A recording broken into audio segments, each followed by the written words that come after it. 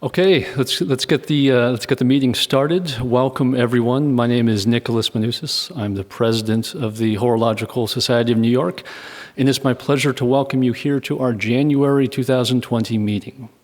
And of course, Happy New Year.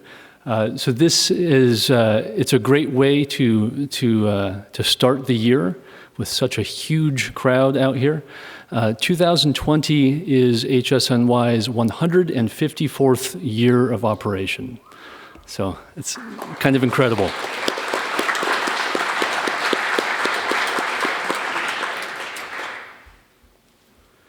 And with the new year, we've got some news, some announcements, some updates for everyone.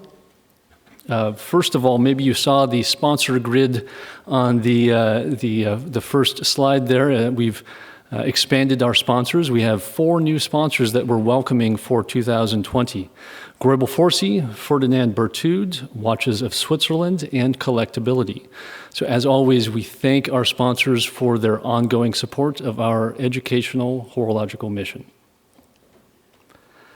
And HSNY is welcoming new trustees. Joining for 2020 is Tanya Edwards and Enery Acosta. I believe Tanya is here tonight. If you want to stand up and say hi, we can give you a hand. Thank you, Tanya.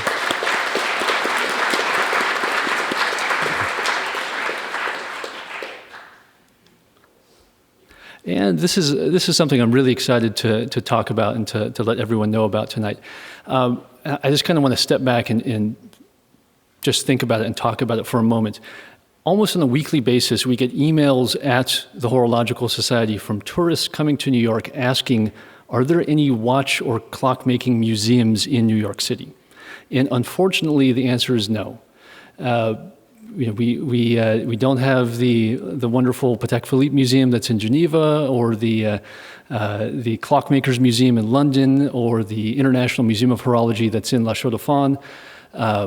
But we do have some excellent clocks and watches that are kind of interspersed at some of the museums here in New York. So if you go to the Frick or if you go to the Metropolitan Museum, there are some amazing watches and clocks there to see, but they're not all in one central location. So today we're taking a tiny step towards a horological museum, a horological exhibition space here in this very building, here in the General Society building.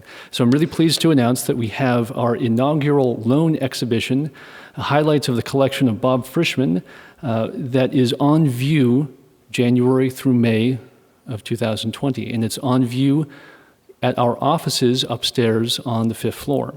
So bear with us, because this is something that is new for us as well. We're going to be starting with public hours, Tuesdays and Thursdays from 2 to 4 p.m. I encourage everyone to come by and take a look at the exhibition. It's really kind of more esoteric side of horology, really some very interesting things to look at there. And we've got a few of the items here that are on this photograph. And then maybe you remember Bob Frischmann. He lectured here back, I believe it was in 2017, on horology and art. And Bob is volunteering. He's going to be curating our exhibitions. So we're going to be seeing more exhibitions coming through the space. We're really excited about this, opening up our space to the public, and we're looking forward to seeing many of you there during the week. All right. And of course, we have an education update. Our Director of Traveling Education is standing in the back of the room, Mr. Vincent Robert. And right next to him is Mr. Steve Eagle, our Director of New York Education. And so we have an education update. January 11th, we're going to be traveling to Miami, Florida for a weekend of classes hosted by F.P. Journe. And then in late February, Steve is going to be making the trip to Melbourne, Australia for a weekend of classes hosted by the Hourglass. And of course, we have our New York evening classes happening throughout January. And of course, we have the gala coming up on April 1st, so please save the date. You'll be hearing a lot more news about the gala at next month's meeting. So that's April 1st, our 154th anniversary gala and charity auction. All right, so tonight's lecture. So before we got started this evening, Carolina was asking me if I could have a quick show of hands. How many people here are wearing Speedmasters tonight? So it's quite a bit, right? So I think that I mean, it's a quick way to prove this is a popular watch. The Omega Speedmaster is a very popular watch. But where does that popularity come from? I believe that the foundation of that popularity is really built on the movement. Because if it wasn't for the incredibly robust, reliable movement, the 321 and the 861 that are inside the Omega Speedmaster, the rest of the watch would never have come together. The story would never have taken place. So tonight we're going to take a really deep dive and look at the development of the 321 and 861 movements. Our speaker for the evening, he is a 40-year veteran of the watchmaking industry. He's a third-generation watchmaker, and 11 of those 40 years were spent at Omega. So if you want to learn about the Speedmaster, about the 321, he's the guy to teach you. So please join me in welcoming Mr. Bernhard Stoeber.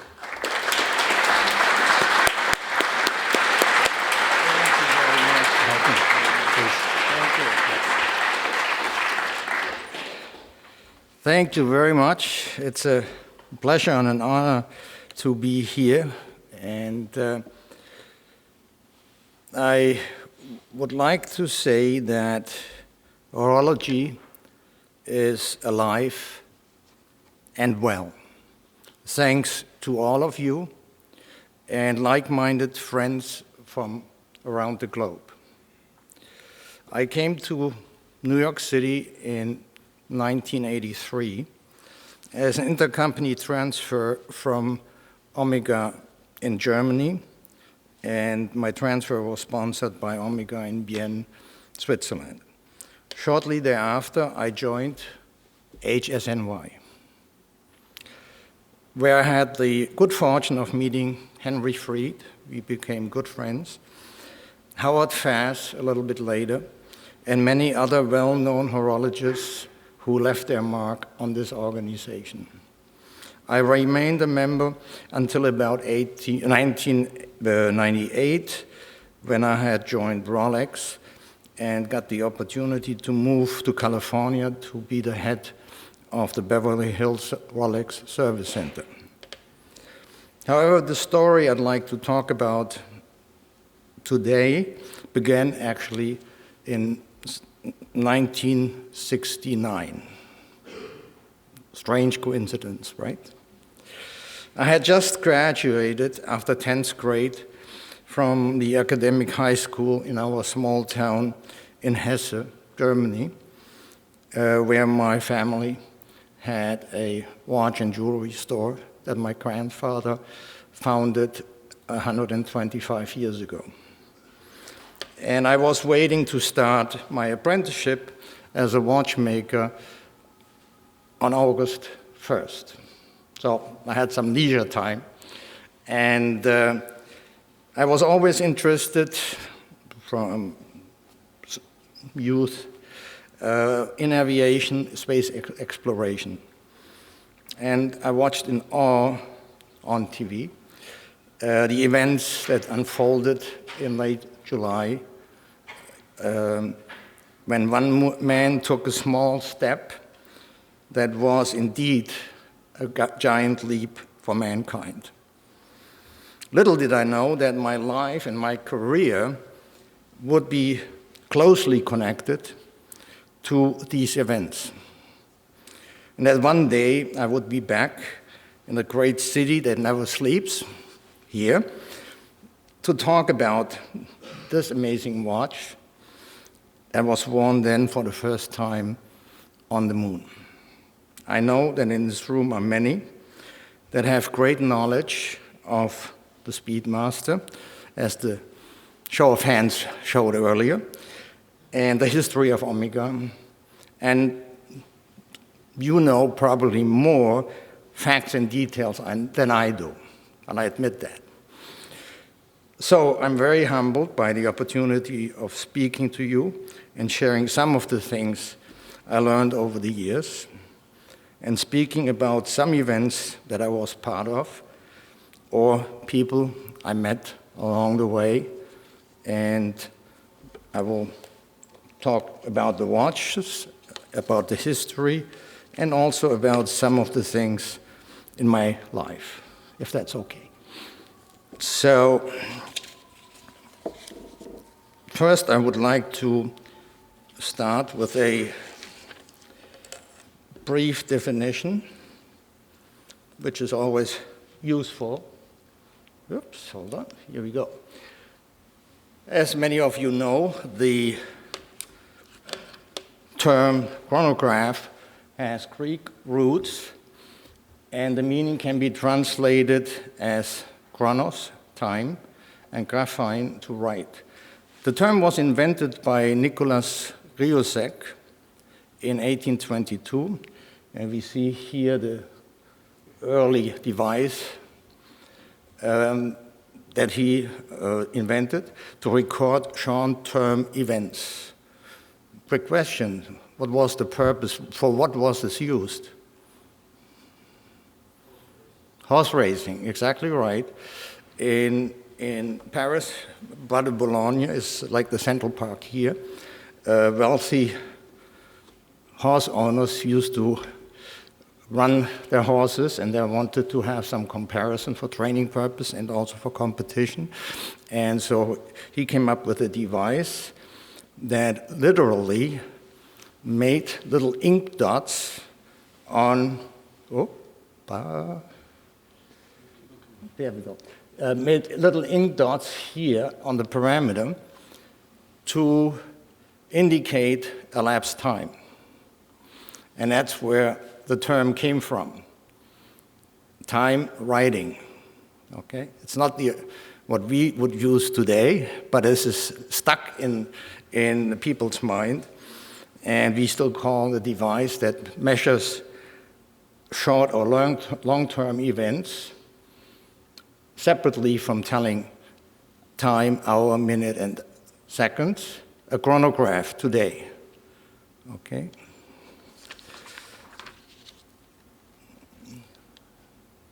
Oops. The first appearance of forerunners, or forerunner instruments, actually clocks, in the 18th century, were invented. One of the inventors was famous George Graham, inventor of the deadbeat escapement, and he came up with a device, it was a clock actually, that could measure short-term events. Riosek refined his chronograph in the 1840s, and you can see here, this is a watch which I think is in the museum in La Chaux-de-Fonds, and essentially what you see here is this is the minute recorder, this is the second, and it's two hands superimposed. One hand here has a kind of a little spoon at the end with a little hole. And the upper hand has a needle. And the upper hand can be moved up and down, okay? Here in the pendant, there's a little receptacle, and in that receptacle is ink. And you can unscrew this thing and you have a little needle. So that's what you need to fill in a little ink into this spoon. So you had to, when the race started, you had to make an ink mark. And when the race stopped, you made another ink mark. And then you could read the time elapsed. And the bezel screws can come off, so you can then wipe off the ink for the next session. Quite ingenious. Oops, hold on. Let me go back. Another actually a Swiss watchmaker, Adolphe Nicole, from the Vallée du Joux. He was by that time working in London, around that time. He invented a mechanism with what we call the start and stop function in around 1844. In the early 1860s, the start, stop, reset to zero function is introduced. There are some discussions who did the reset function. Was it Winnel, or was it Nicole, or was it somebody else? So I leave that out. There's still some dispute about that. But by the early 1860s, the chronograph function, as we know it, existed. Here we have a brief geography lesson. We have what is called here from Geneva all the way up to Schaffhausen.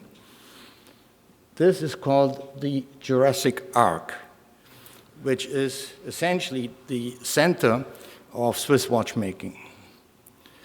And essentially all Swiss companies and watchmakers are somewhere in this area.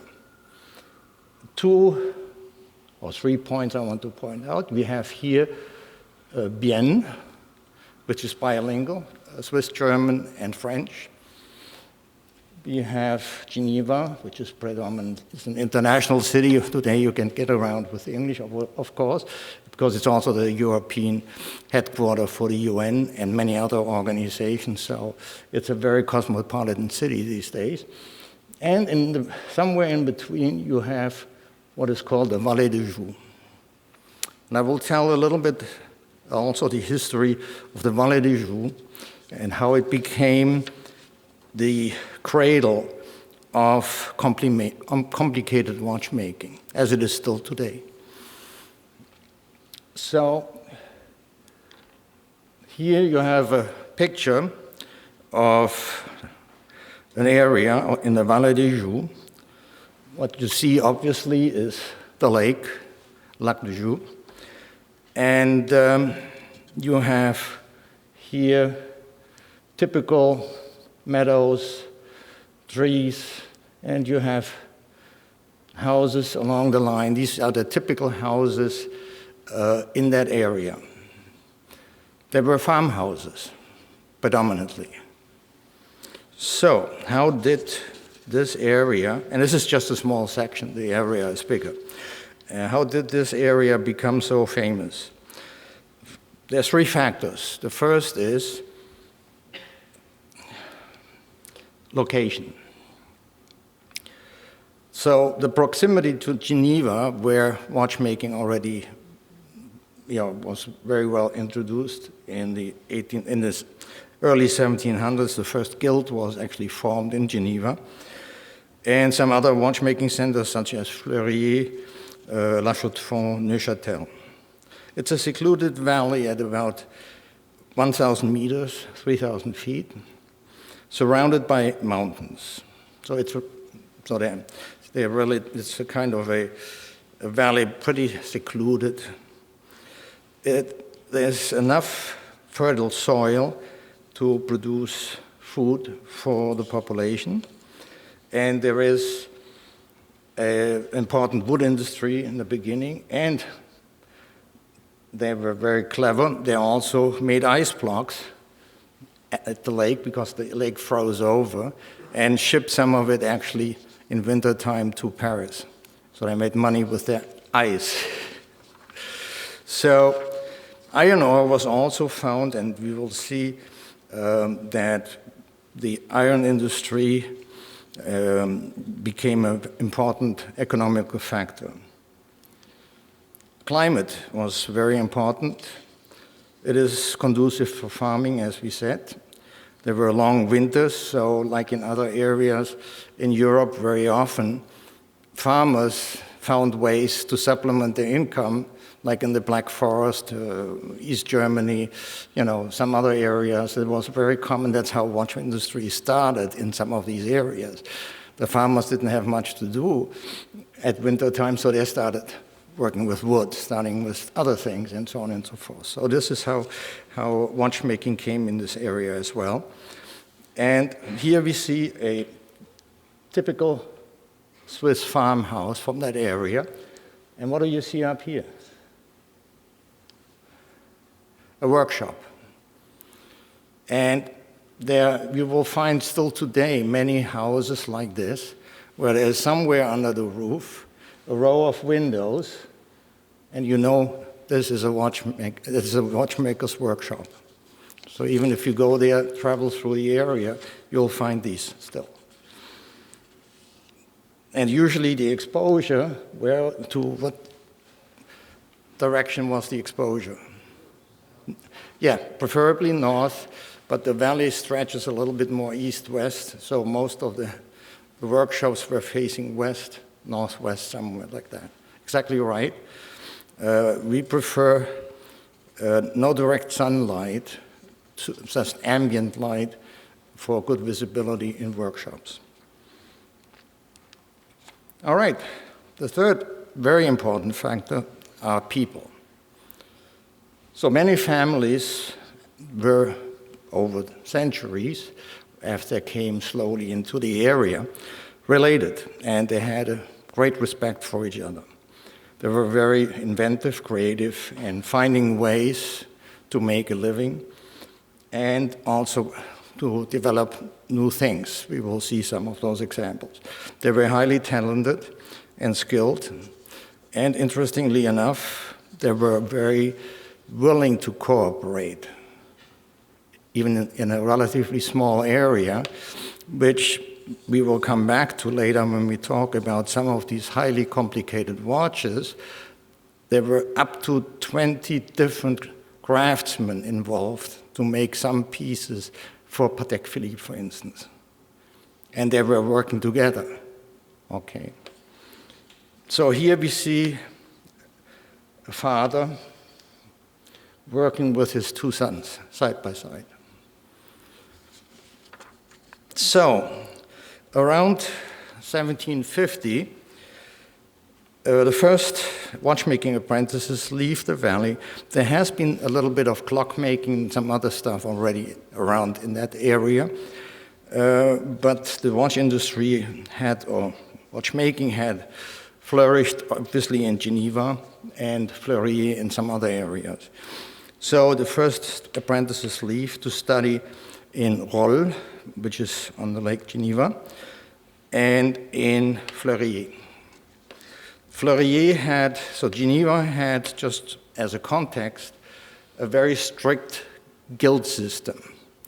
So you had to learn watchmaking for many, many years. You worked with a master watchmaker, and if you were eventually good enough and fortunate enough, you may be able to become, after your apprenticeship and being a journeyman for many years, a master. And you were, usually they made all watches from A to Z. That was the tradition in Geneva. Fleury, on the other side, like Le Locle and other areas, had developed a division of labor system. And that was different because then farmers or people were trained to do making certain parts. And then these parts were sold to one house or one family, and they were putting the things together, and then eventually selling them to Geneva or to other areas. Usually outside Geneva, especially in the Jurassic Arc, these watches were of a somewhat lesser quality and also in design than what was done in Geneva at that time. So anyway, the first apprentices come back, and around the same time in the later part of the 18th century, local iron works were an important factor. So they had iron, they had plenty of wood, okay, so they could make iron and steel and things like that. And metalworking, making nails, scrapers, knives, straight-edge razors, I give you here a couple of samples, were made there locally and then sold. So the metal industry was gaining.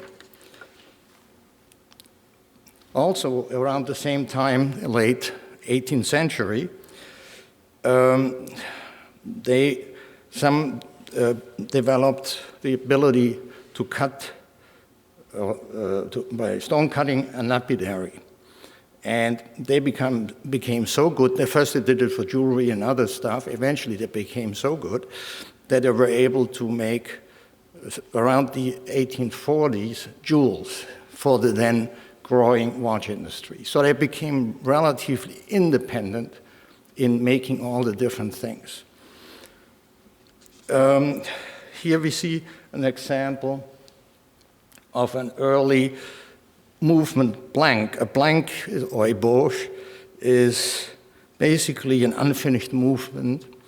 Usually you had just the train wheel, maybe the barrel, but any other supplementary mechanisms, in this case a calendar function, they were finished. Okay, they were developed, but the other side needed to be finished by the company that would eventually sell under their name or whatever this product. And so at that time, around the turn of the century, around 1800, these blanks were made in the Vallée des Joux, and as well as components, and sold to Geneva companies, and they had to finish them. Okay, that was a little bit the tradition in that area. All right. Here we see one of the earliest complicated watches made in the Vallée des Joux. What is it? Any idea? Well, it says it here, right? So it is actually a kind of a music box here. These are the tines, but it is not traditionally the music box. The drum is horizontal. This one is vertical, and the pins are here on the outside. It's a cylinder escapement here. This is the barrel. The train wheel is underneath here. You could use this as an alarm. You could set this hand with a key by turning the hands backwards and then go back forward to the right time. And you could press this button here on demand, and you could hear the tune played by the music box. So this,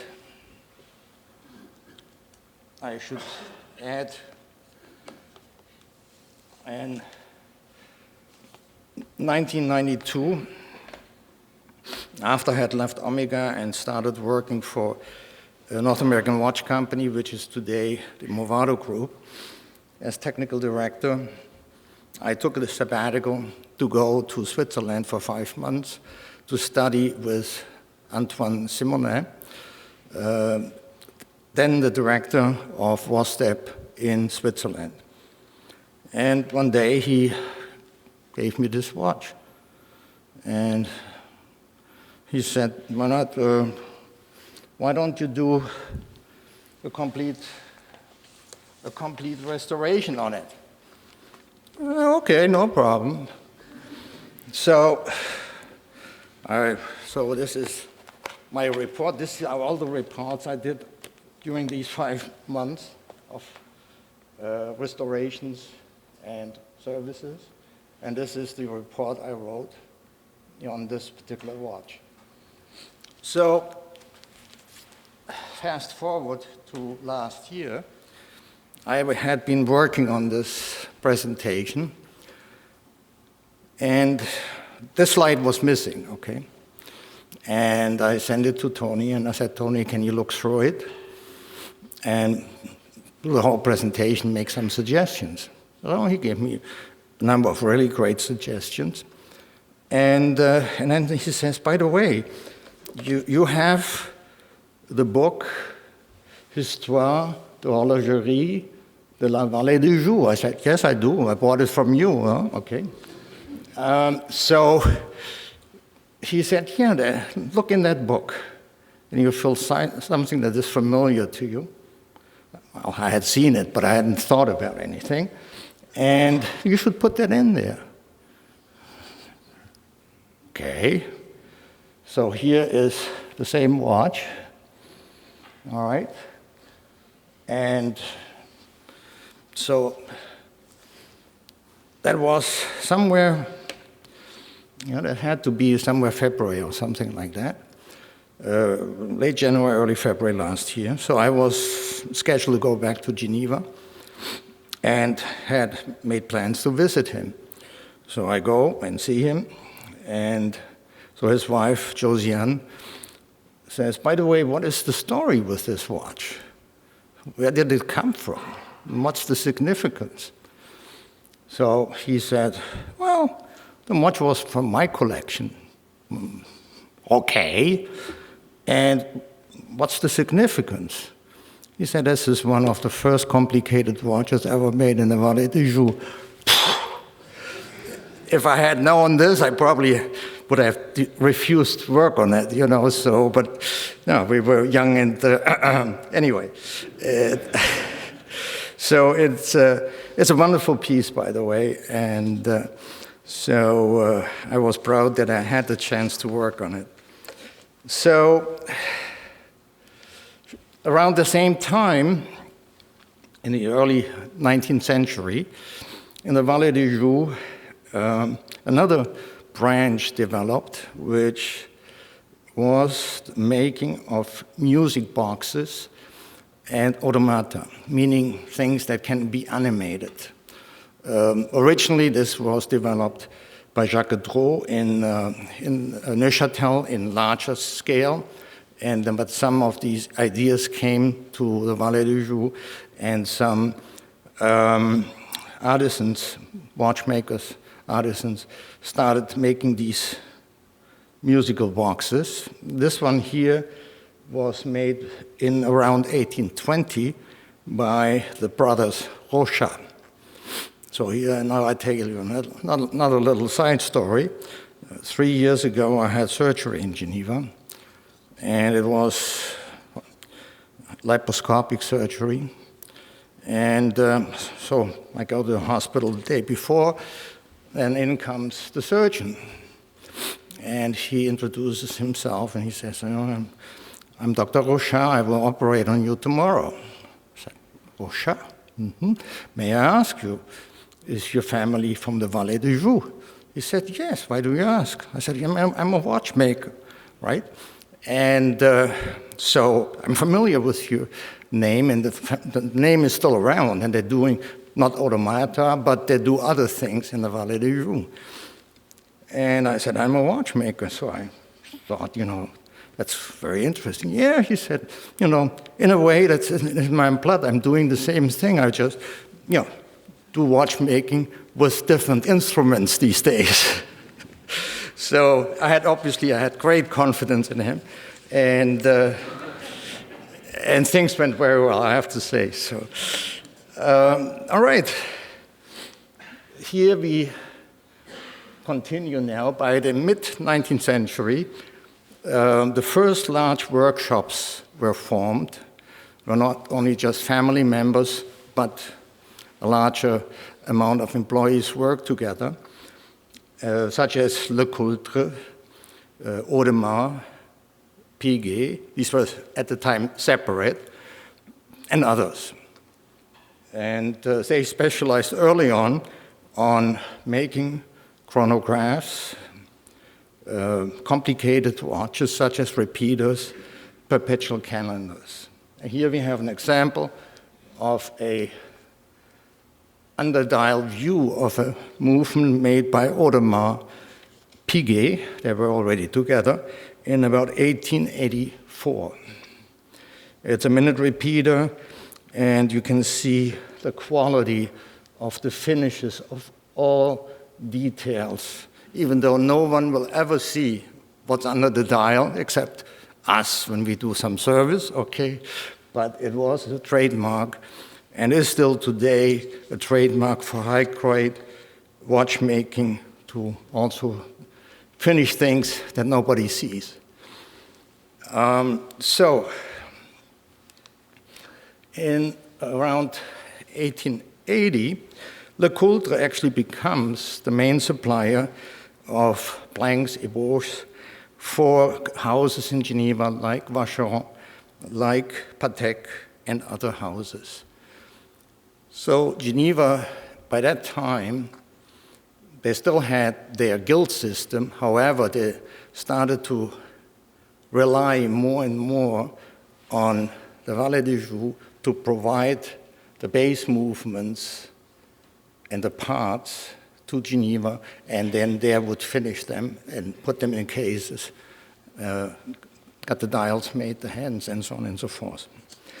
By that time also, many of the families from the valet de jour had sent family members to Geneva, to London, to Paris, established there watchmaking workshops where they would import movements, blanks, and so on, made by their families or by colleagues in the valet de jour, and finish them and sell them then, to the public. This movement here is a Vacheron Constantin. It's a Lecoultre ébauche, and this was made in about 1883. And I was able to buy many moons ago the movement, the dial, and the hands, which were in perfect condition. The movement not. The movement was pretty damaged. Balance axle was broken. Escape wheel pivots broken. I restored this watch in about 2008 and sold it last year at auction. So, fun part. So the next one is a similar history. This is about in 1860, chronographs were usually single button, push button, start, stop, reset, located underneath the dial. Only in the late 1860s, then a transition started to happen. So by the 1880s, the chronograph section was then on the movement side. However, this is a split second function, so you have here the regular chronograph on the movement side, and the split function is under the dial. So this is a transition piece, because later on, around 1895, 1900, both the split function was also, the second chronograph and the split function was also on the movement side. This was made by Agassiz. It's a typical design you will find by another chronographs from the valet de jour. And the same story here. I was able to buy the movement dial and hands. The case was gone. How is that possible?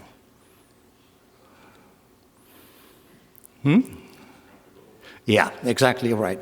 Many of these old pocket watches, had 18-karat gold cases or heavy silver cases. And this particular watch was made here for the American market. We can see this on some of the decoration here, the damascening, which was typical for watches exported to the US. And the cases were, when people needed money, were melted down. And in this case, not in this case, on the previous case on the Vacheron, whoever took it out of the case, did a butcher job and damaged the balance wheel, damaged the escape wheel, and so on and so forth. Bent the pallet fork, a few other things which I had to deal with. This one I restored also in about 1993, 95, and I had through the good office of Tony Simonet, he had someone in Switzerland make the case. It's a brass case plated, but I wanted it to preserve and use it, and I used this for training purposes. And I sold this watch last year as well. There they go. All right, anyway. Around 1910, first wristwatch chronographs were introduced.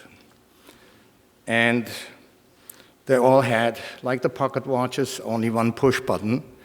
And, start, stop, reset, that was all you could do.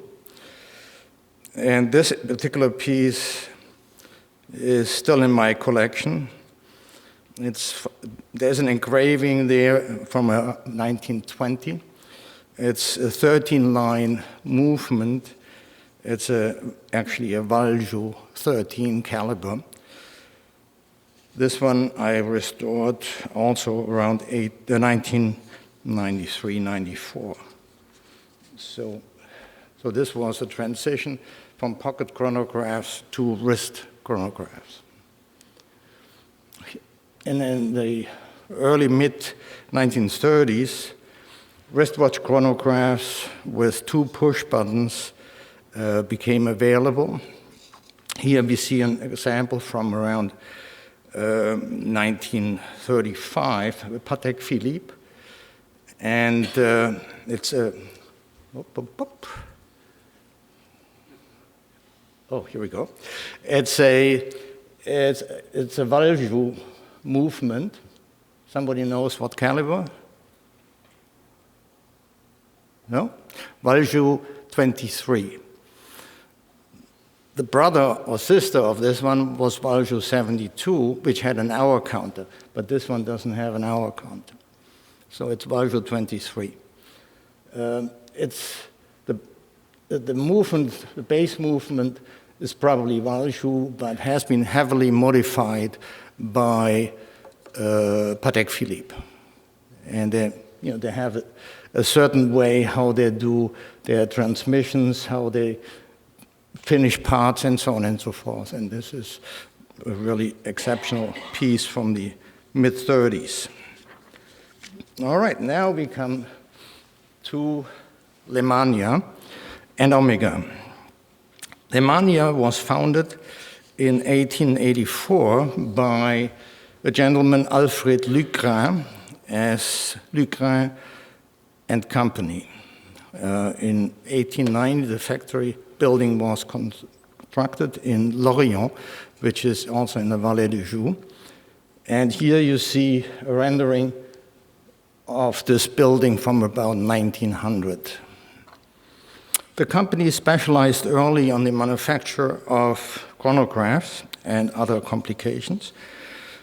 And they developed also their own equipment and machinery in-house. An ad from about 1910 shows the name Lemania. The name is derived from Lemans, which is the name for Lake Geneva in English, Lac Léman, and the area surrounding the lake, including the Vallée du Joux is not far from there as well. So they adopted the French name of the region as their trademark or their brand. It is interesting to know that, except for some early chronographs made by Omega in the early 1900s, Omega started to rely more and more on Lemania to produce the chronograph movements for them.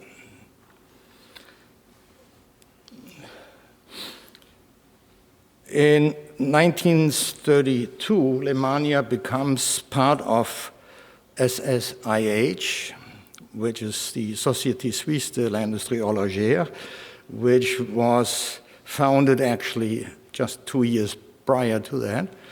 And Omega and Tissot were the other partners in that group.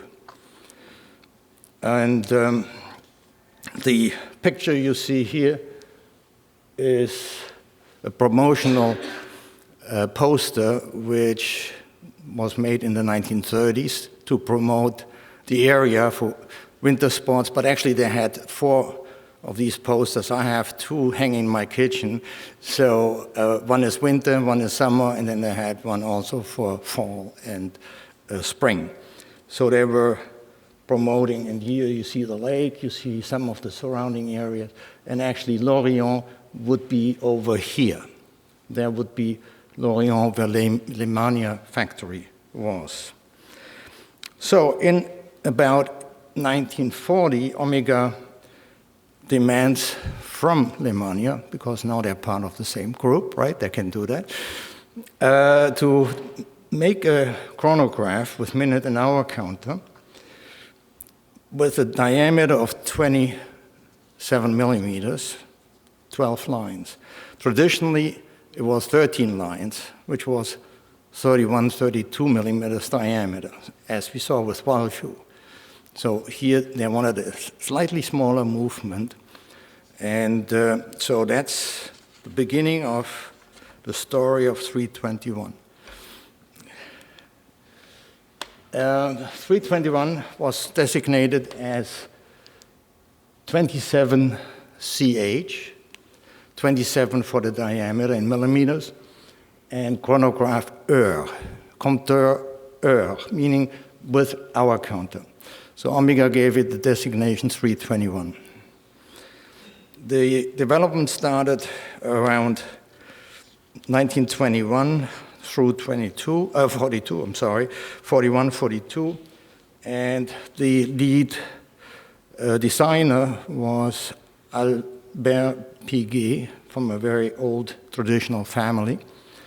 He was supported by John Hassler. So here we see Piguet and here's Hassler. Hassler did the calculations and so on and so forth. And Jacques Raymond, who is here, this is a picture of him in later years.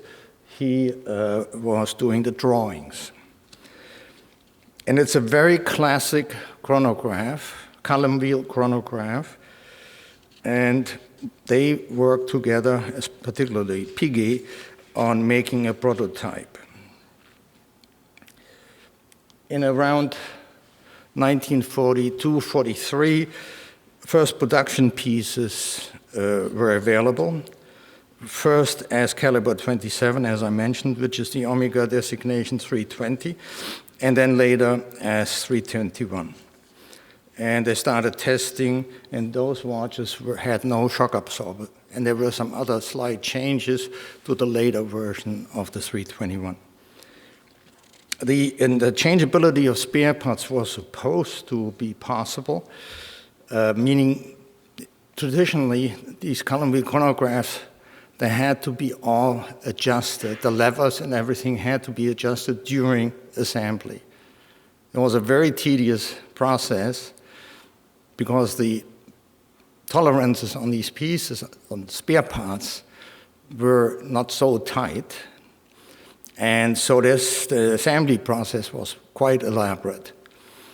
And so Lemania tried to reduce any rework and adjustment as much as possible. However, still some parts had to be adjusted during the manufacturing process or assembly process, and also later in service, such as the hammers, the flyback hammers to reset the chronographs to 0. Usually the branches were left a little longer, so the watchmaker had to fit them. So here we see Mr. Piguet working on some instruments during the prototyping of this movement.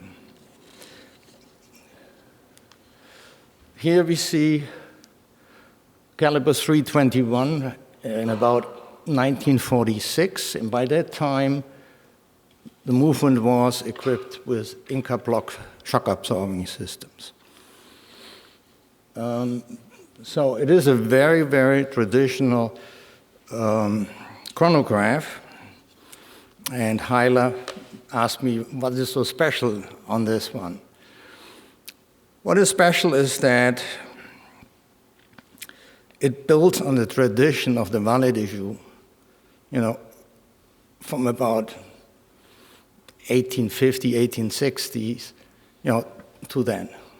So obviously also reducing the size and everything, making it more precise.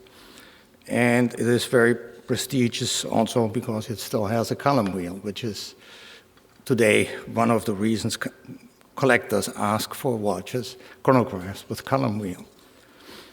And so this was a very well-designed, very well-made movement, and we will see a little bit later where it fits in with NASA.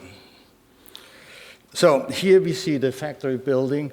You can see from the original drawing I showed you, they had already enlarged quite significantly by 1957. Excuse me for a second.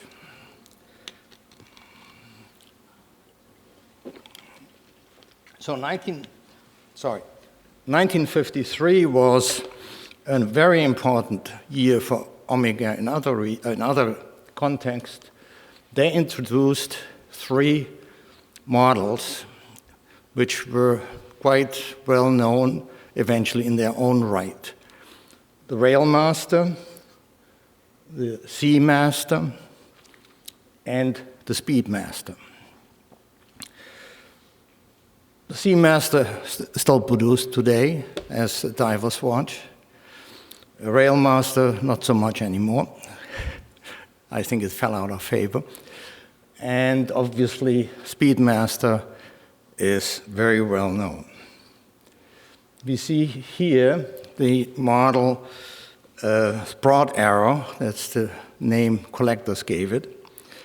And the movement, the case number was CK2915.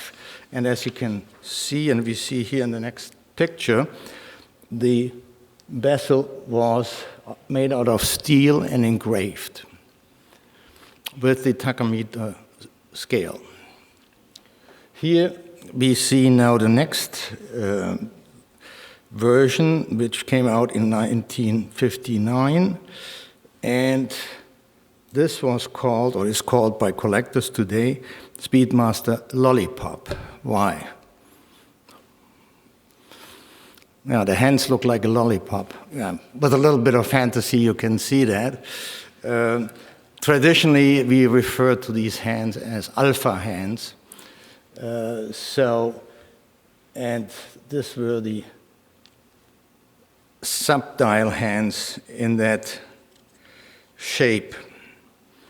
This was the famous CK2998 with a 40 millimeter diameter and now a bezel insert instead of engraved bezel.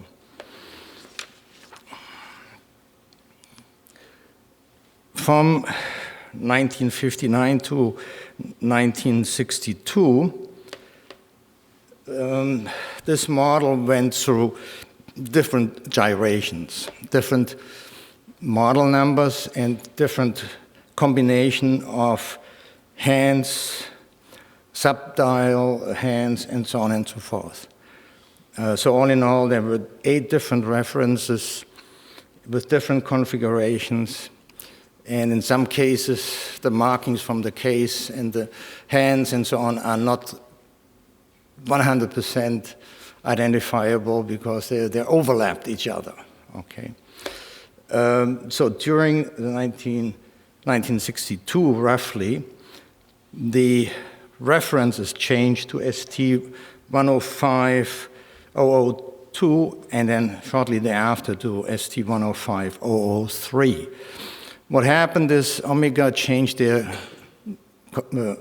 numbering system, reference system, completely from a 4-digit system with suffixes to a 6-digit system, eventually to 7 digits, to designate the different models better. And you see here, we have now the stick hands as still today on the Speedmaster. The case, you can see here, very traditional. And we come now to the 3 key evolutions of the CK 2998 up to the later versions of the Speedmaster. So you have here the CK2998 from Walter Schirra. Walter Schirra's family was of Swiss origin, and he purchased this watch around 1962 himself. And this was the first watch worn by him in October 1962 in a Mercury Sigma 7 mission, the first Speedmaster in space. The one here was actually an ST-105-003 from around 1965, worn by Thomas Stafford.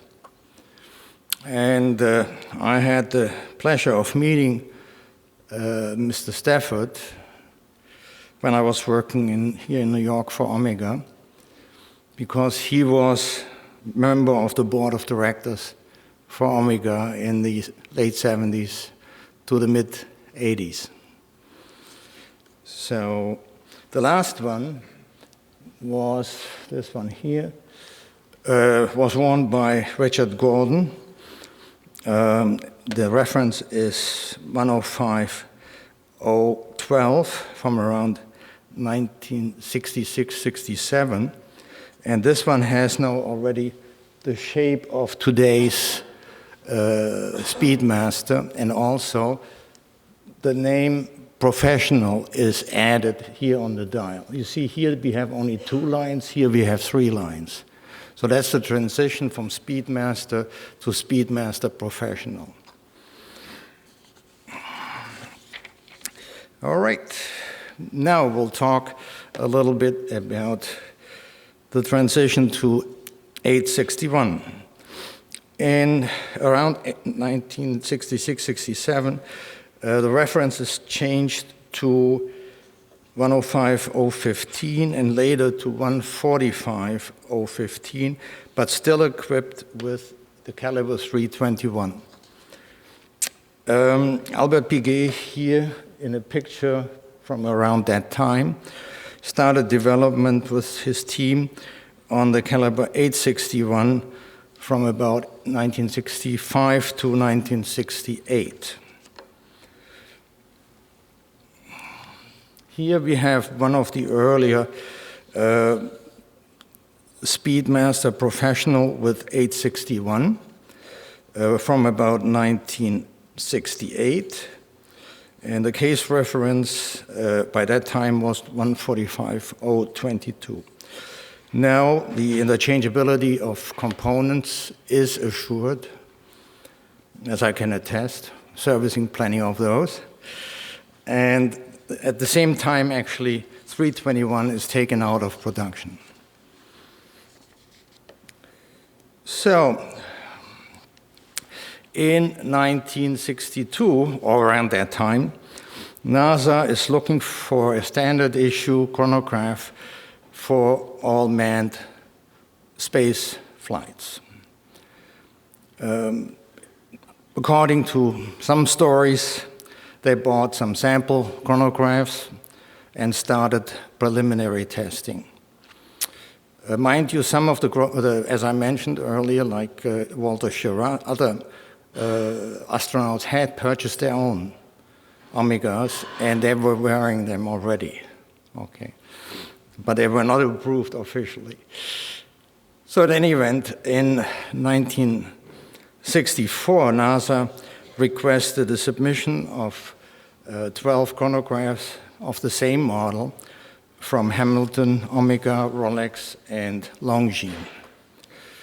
The Hamilton watches, unfortunately, did not comply with the specifications outlined by NASA and were eliminated.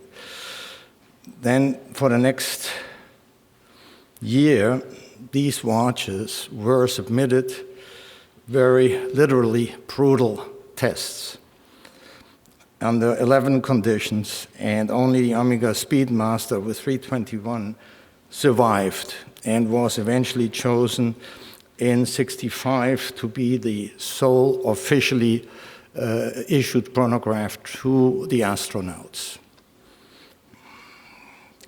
I don't spend too much time on the details, but here are some of the highlights. You have heat and humidity and partial vacuum. You have cold, you have vacuum, 10 exponent 5 atmospheres, humidity here, 240 hours at room temperature and then at 160 Fahrenheit with 95 humidity. I mean, normally you get condensation on any watch under these conditions. Corrosion, shock test, I mean, 6 times 40 G of 11 milliseconds in 6 different directions. They were shocked, okay? They did an acceleration test from 1 to 7.25 G in 333 seconds, and then 30 seconds in 16 G, also in different positions.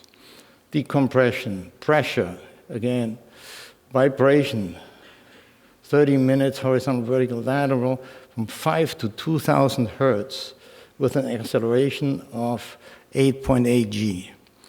And sound, 30 minutes, 130, and then decibel from 40 to 10,000 hertz.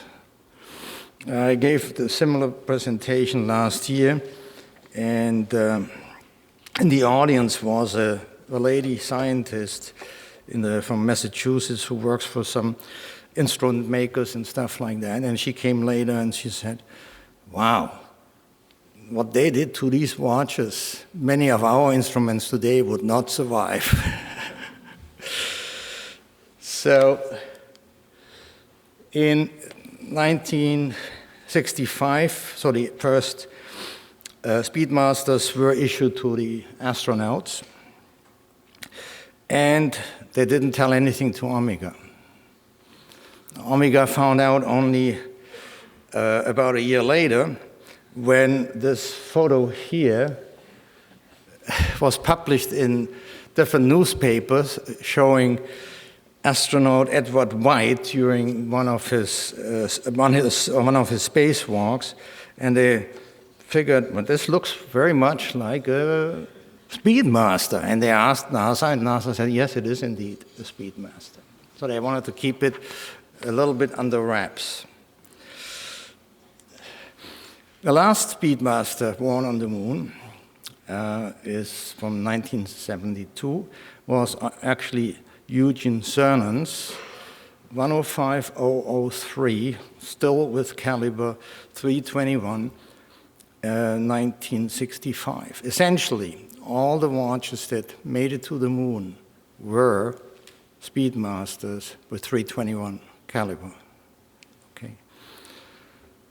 So to the best of my knowledge, NASA did not submit the 145022 with 861 to the same tests they had done with the 321. Because I guess by that time they figured, these things work. So here we see a sample report card. It took for almost, it took several months to get a watch approved, almost a year, and before it was issued, actually was accepted into the watches that could be issued to watchmakers. I'm sorry, to astronauts. So it was a very lengthy process to go through.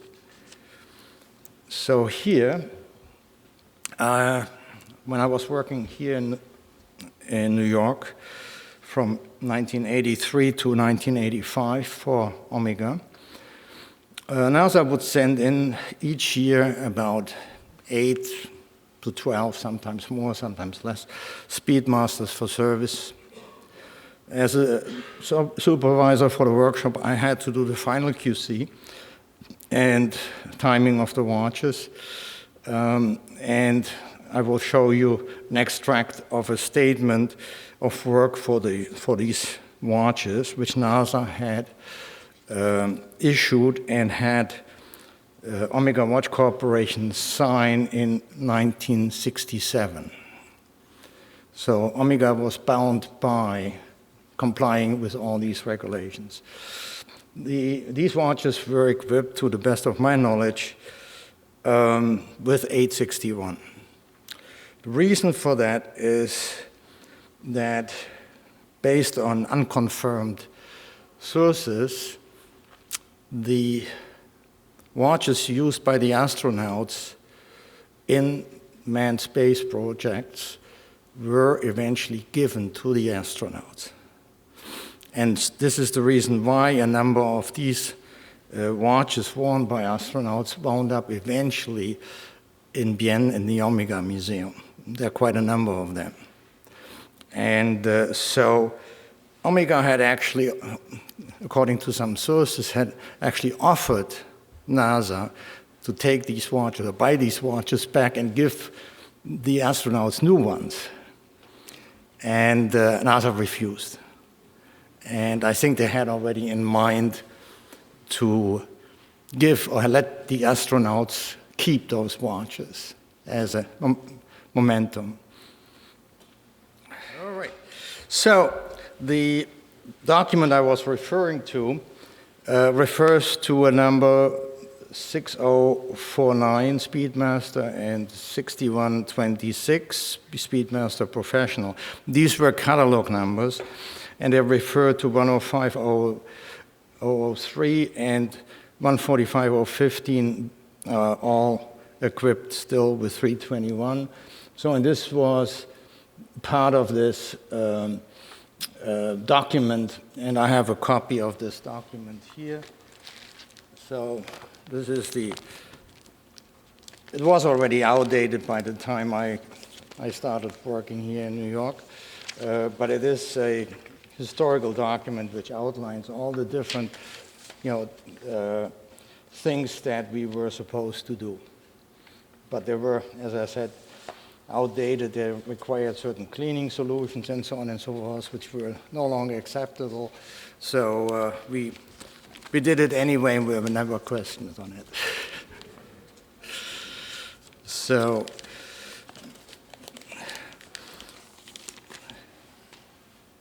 all right.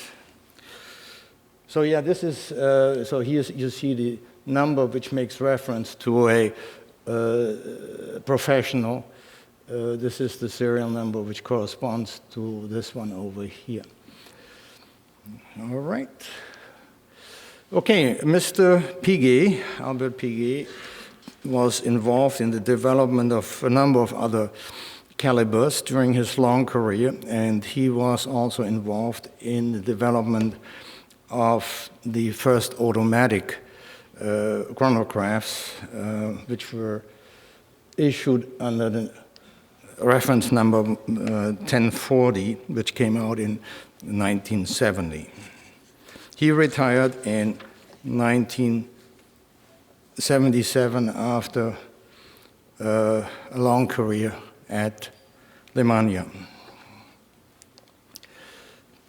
I should give a quick introduction. I was working since 75 for Omega Service Center in Germany.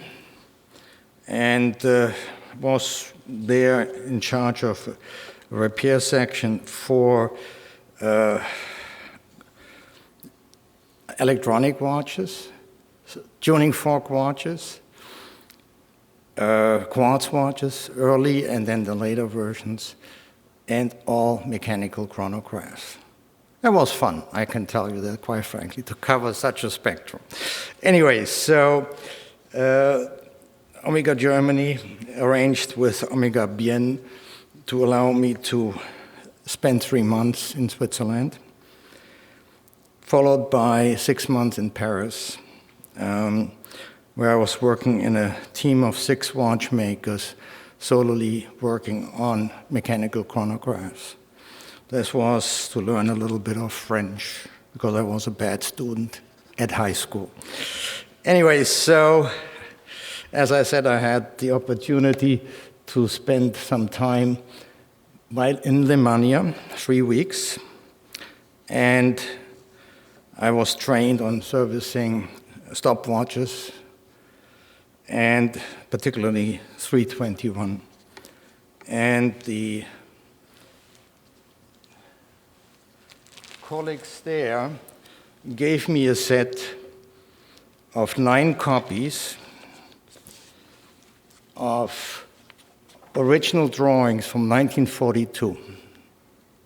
So these are copies, but they're copies of the original drawings which were made when the caliber was designed.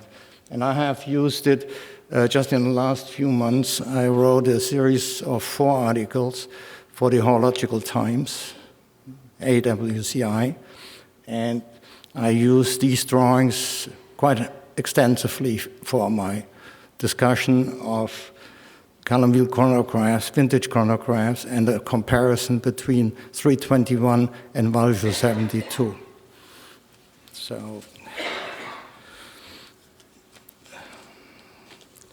So these drawings have come in quite handy. Plus, I have over the years taught several courses for AWCI on vintage chronograph servicing. So, well, here you see yours truly somewhere. Yeah, there. Oh, we still had hair. Okay. Yeah. And so I was 27 years old. I had the opportunity to attend the annual technical managers meeting in Bienne, which I did until 1986 when I left Omega here in the States. And this photo actually shows a team of exceptional watchmakers and service managers from about 25, 30 countries around the globe. All excellent watchmakers, highly trained. And at the time, I can say that Omega probably had the best service organization around the world. Unfortunately, by the mid-late 80s, this was no longer the case. Due to the merger and founding of SMH, which is today the Swatch Group, where 2 major groups were consolidated, and the operations were eventually also consolidated, and it took a long time to sort out things. Today, I think Omega is back on track, so they're doing okay in terms of service, but it took them a while to get through this phase. So also in this picture, on a personal note, here is Alois Hippmann. He was my chef in Germany. Here is Mr. Loiseau. He was my responsible in Paris. And here is Willem van Kampen, who became my boss here in New York City. So we were all connected, and we met regularly at these meetings. All right.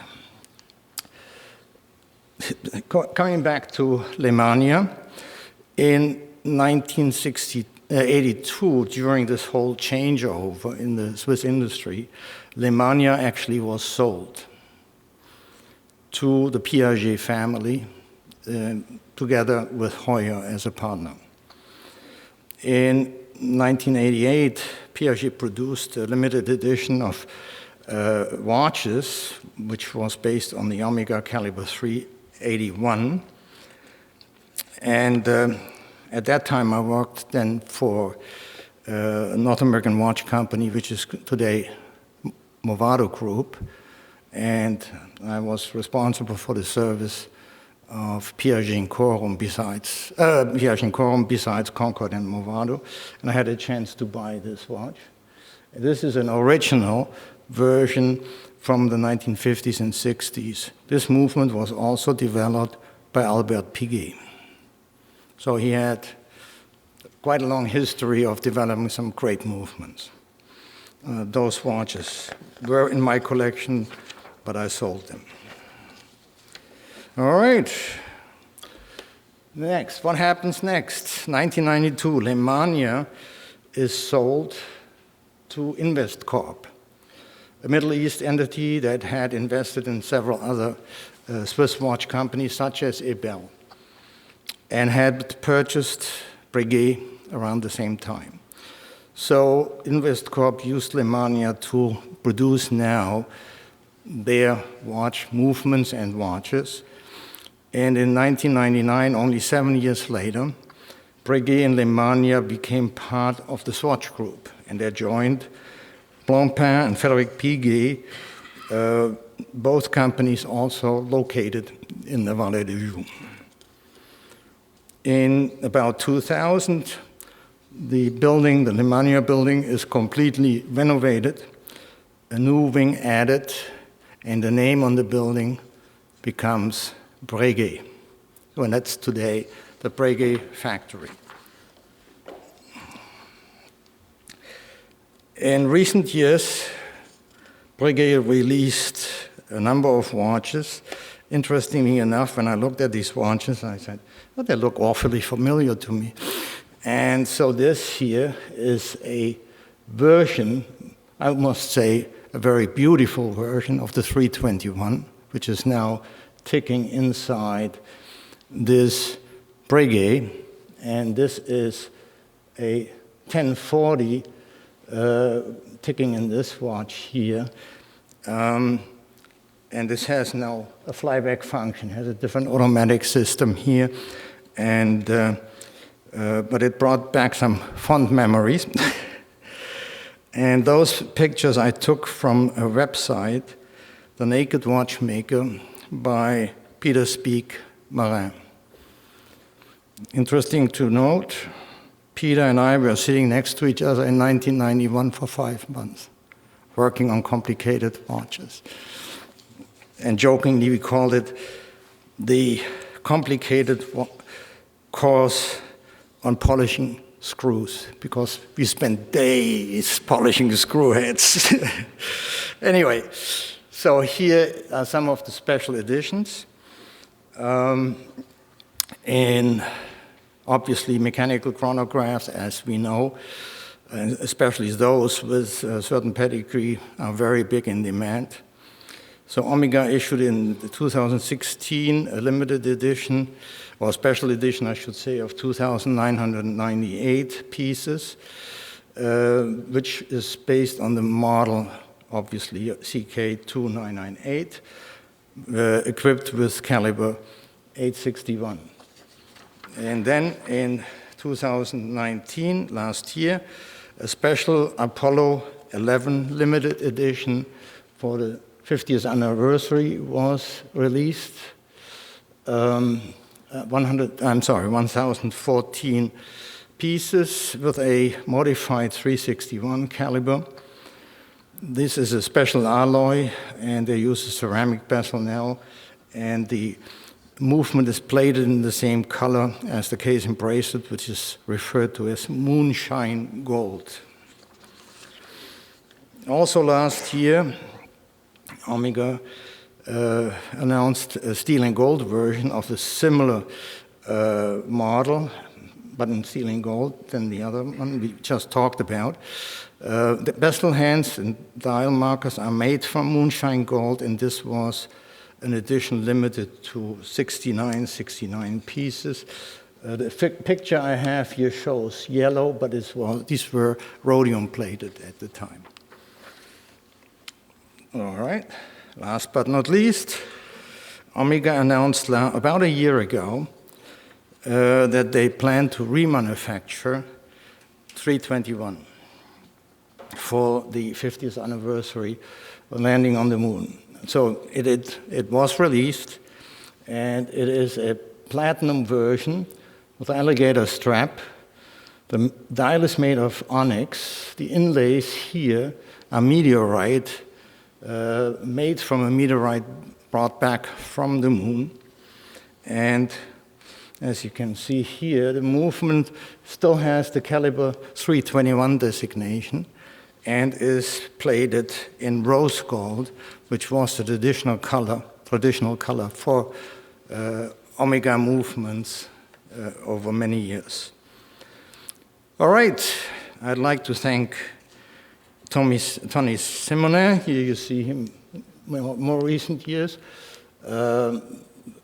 Here, this picture was taken in Lancaster, Pennsylvania, in the late 80s. Tony and I, we were both speaking at a Mid-Atlantic convention for AWCI. And as you see, we still had hair, and it was even darker.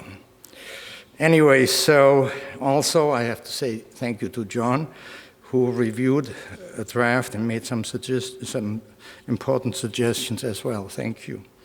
So Tony let me also use books like this, and I have a bunch of other books which he published in recent years.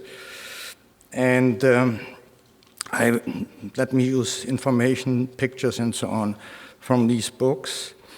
And a number of you may also are familiar also with a book which is called Complicated Watches, written by François Lecoultre, who was actually a teacher and director at the watchmaking school in Geneva in the 1920s and 30s, which is still today a standard work for people who work on vintage watches and complications.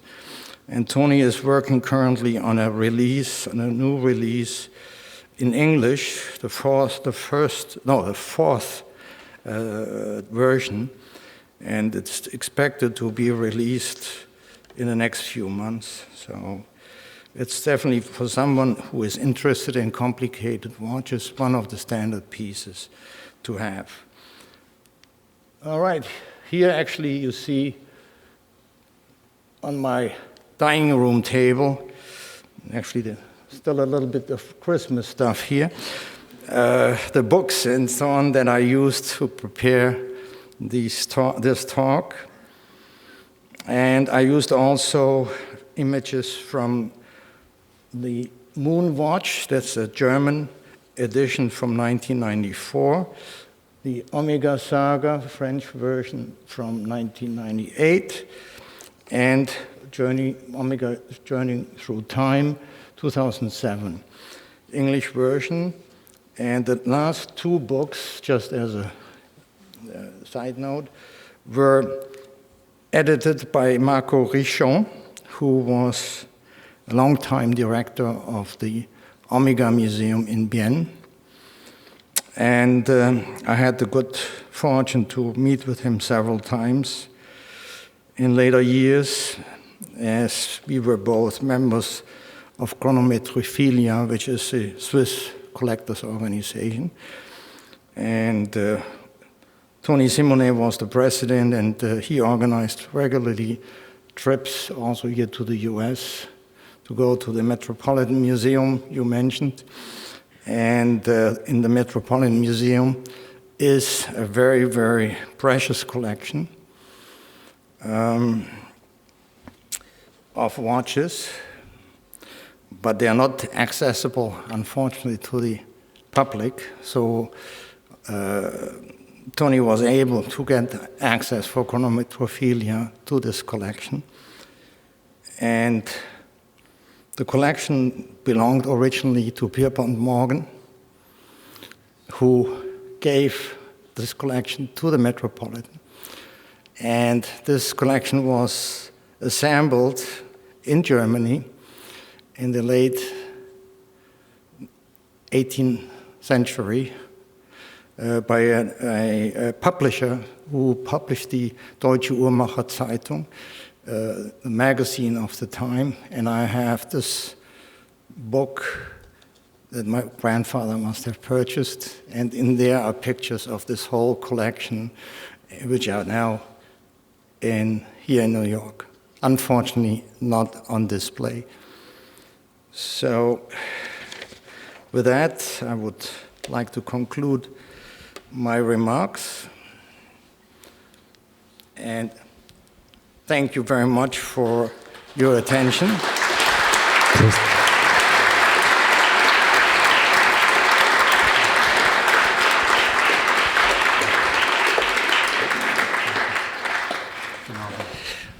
Thank you very much. Okay, sorry about the screen going out there. We're going to get that fixed for next month. But we have a nice opportunity here. If anybody has any questions they'd like to ask Bernhard, please raise your hand. I'll bring the microphone to you. Any questions? Any questions? Walter here. I'm just curious. When I see a picture of the moon watch, it has a special strap. Was that designed by Omega, and did it have to go through special tests? That's a very good question, Walter. I don't know exactly the answer. I know that NASA required these Velcro straps so that they could be worn on the outside of the astronaut suits. So I don't know if these came from Switzerland or if NASA organized them here. But on that note, you may not know that Velcro was actually developed by a Swiss man. And so it's a little story. We have in Europe little plants, and they have on top little bowls, and they have spikes on that. And when you go through a meadow or something like that, and you have woolen clothes or something like that, these things stick. And he took a very close look at that, and he saw that they had little not hands, but sort of fingers, or sort of something, which was clinging on to wool. And so he developed, and he became a rich man, obviously. So I don't know if they came from Switzerland or not, but it's a good question. Thank you. Yes, sure. Yes, they did. Actually, I did not go into all the details. They made actually a whole host of different variations of the Speedmaster. One was a tuning fork chronograph, which I used to work on quite a bit. But in a case of a Speedmaster, they did some quartz, they did some LCD. So yeah, they went through a whole host of different designs. They did regular automatics like the 1040 also as a kind of a special watch. And so some of them, but none of them were actually used by NASA. So they used, as I mentioned, the 321 extensively. And then later they purchased several batches, obviously, and then they bought some with 861. What I did not mention is that in late 1969, Omega made a special batch of 39 watches. One went to Richard Nixon, one went to his vice president, and the others went to in 18-karat gold. And the design was actually very much the same as the one they released last year the gold version. And all the others were issued to the astronauts involved in the Apollo project. Yes, sir.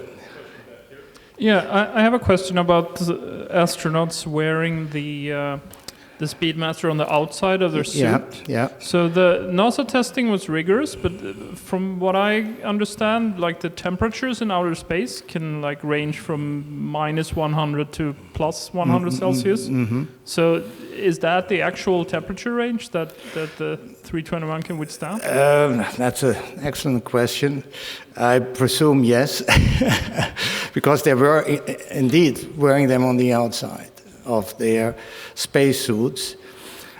But most of the images which I recall were done in what we could call moon daylight. So I think they were not exposed to that much differences, because they would then go back into the landing rover in the landing gear to be in a pressurized system. So I don't think that the watches were really exposed to that extreme. So yeah. Yes. I have a question about early stopwatches, because I've owned English fusee watches from the early 1800s that have had stopworks. Basically, one in particular had a small hour and minute hand and a center second hand. The hallmarks of the case were to like 1805 or something like that. It had a stopworks, which predates the 1840 dates that you were showing in your slides. Are you familiar with any of these watches? No, I'm not. Okay. So were they able to stop and reset, or not reset? No, but stop. It was a very simple stopworks. There was a little lever, and basically it pushed a little pin up to stop the balance. Okay. Oh, I can. Okay. But for timing horse races, yeah. And to start, you just had to remember when it started. Or reset it to the 60-second mark or the 0-second mark and start again, which I assume is what most people did. But it didn't have a reset function. No. So they had to wait to start the race at a certain mark. Yeah, I'm sure there was time between the races. Okay. Yeah. No, I was not aware of that. Thank you. So the Speedmaster became the moon watch more or less by coincidence. Who were the early customers in the early 60s? Who would buy a Speedmaster? Good question. Was it successful from the Yes, it was already before. It was chosen by NASA.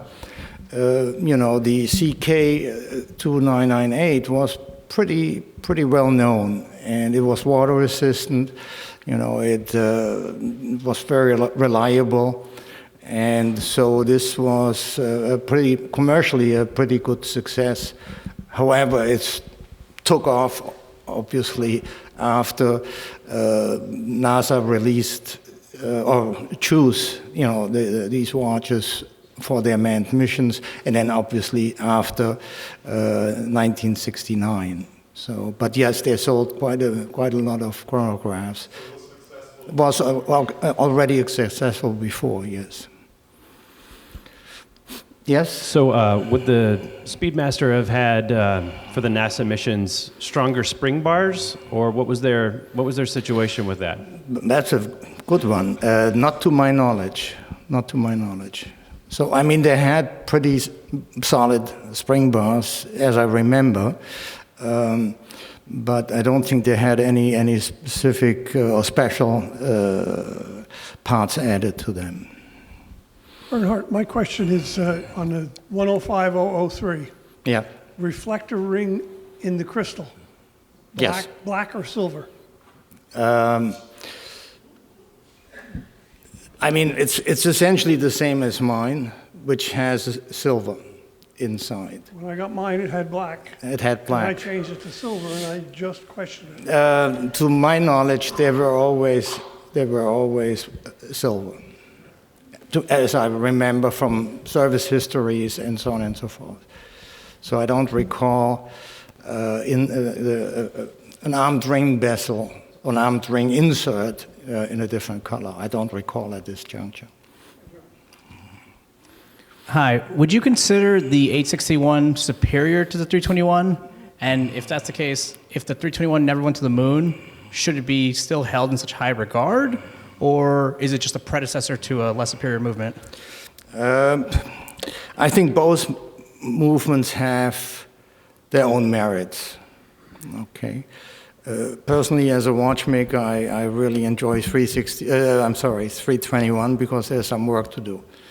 And, you can still adjust things or do things with it, especially when you do some restoration or something like that. 861, as I said, is a horse of a different color.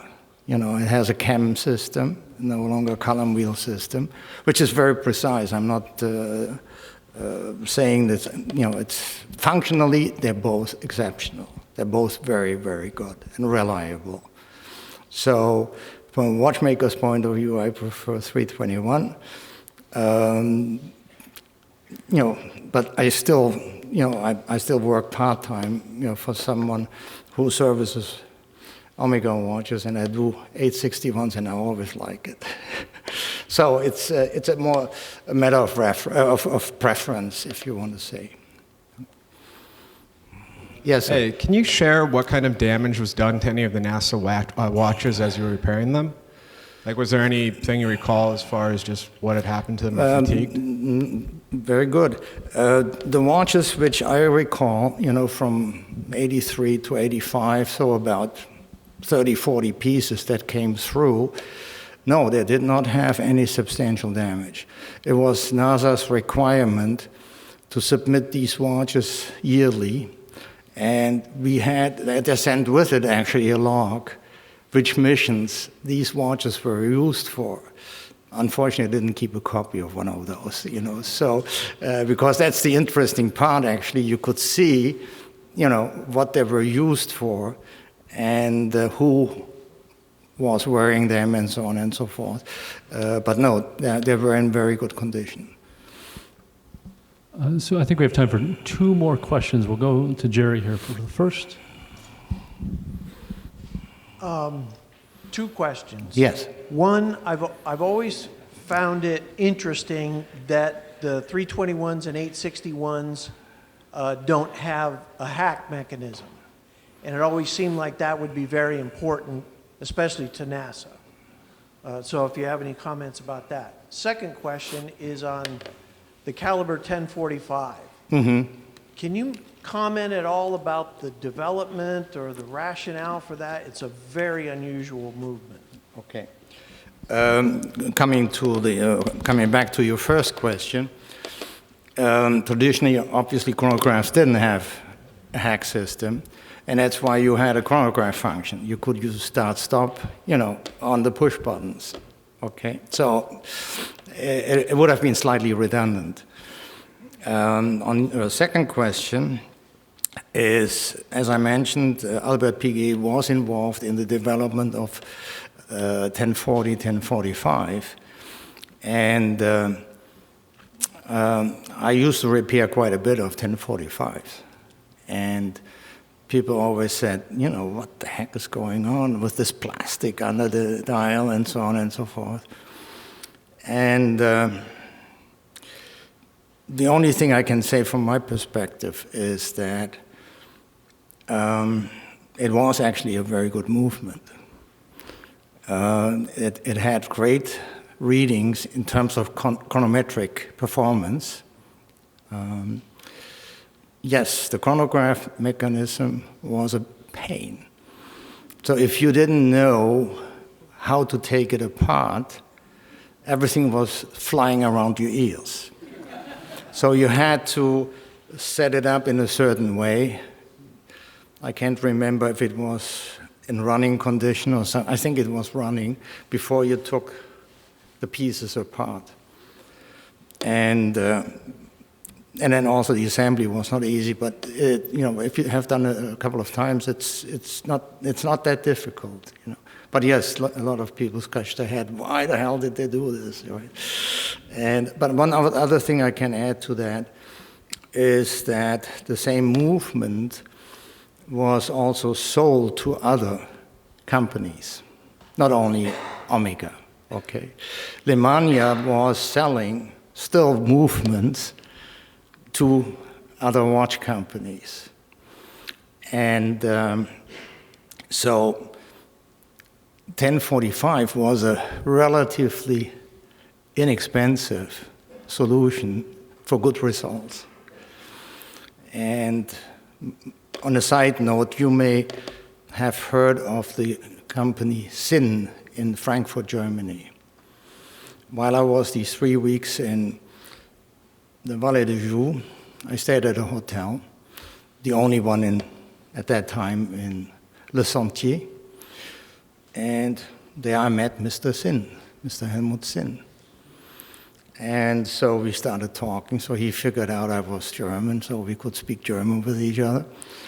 And so I know he used this movement quite extensively. So it had its place, and it was lighter, because the 1040 was very high, very heavy. The rotor was very heavy. It had a very large heavy metal segment on the outside. Even though it had a ball bearing, it did some damage occasionally. And so on the 1045, it had a different system. It didn't have a ball bearing. It was relatively easy to service as well. Does that answer your question?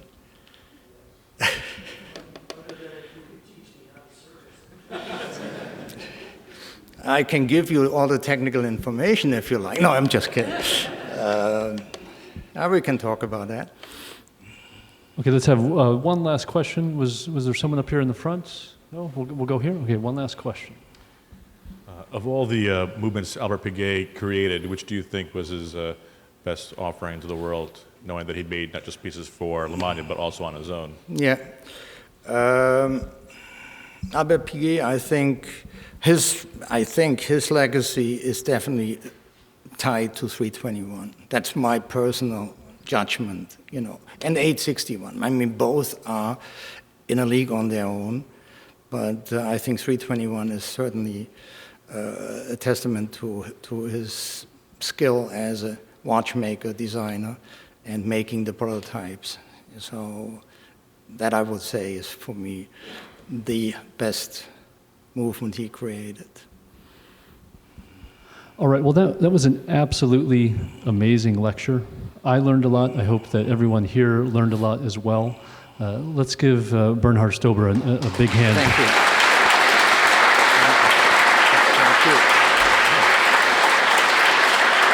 Thank you so much. I appreciate it.